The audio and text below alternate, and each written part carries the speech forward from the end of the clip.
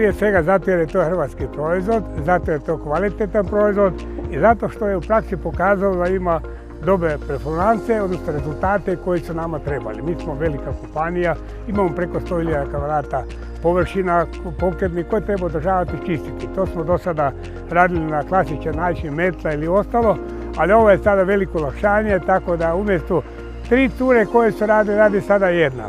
Dakle, preporučam svima